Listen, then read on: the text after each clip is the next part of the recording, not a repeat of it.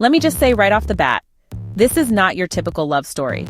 No flowers, no meet cutes, no, and we lived happily ever after. If anything, it's a cautionary tale with a toxic twist, so buckle up. I was young, desperate for some quick Christmas cash, and yeah, I was selling LSD. Chris, someone I'd known since junior high, about 15 years, told me his brother Nick was into LSD too. My little sister Tara had even sold to him before. So I messaged Nick. Christmas was coming, money was tight, and he agreed to buy. Easy, right? But when I went to meet up with him, my gut was screaming something was off. Should have listened. Instead, I pulled out my wallet, showed him some LSD, and he handed me a wadded up bill. The moment he got it, he bolted behind my car. I unraveled the bill, fake, classic. I tried to call, DM him on Instagram, blocked. Now, a regular person might have taken the L, but I'm not regular. I called up Tara and we started plotting. I had his address, but I knew not to do something I'd regret. So I hired a guy, let's call him Kyle, to help out. Listen, I'm 5'4", 125 pounds at the time. I needed some backup. We met Nick in this sketchy trailer park. Too risky to bring him to my place. Didn't want him realizing my sister and I were connected. Kyle took him down. And I'll be honest, I let loose.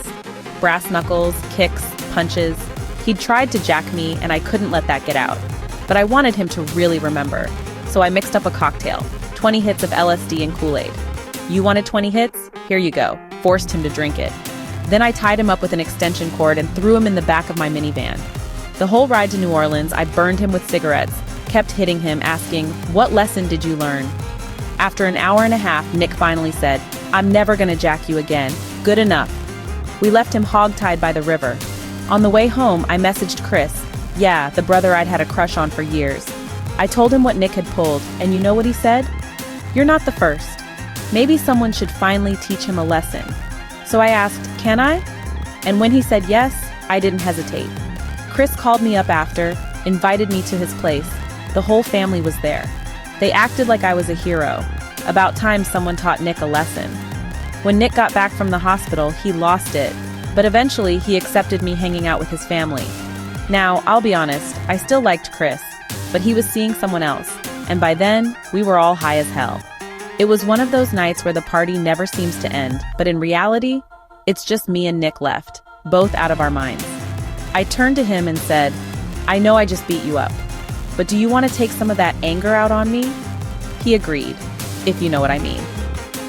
Next day, I took him to New Orleans, checked out some art.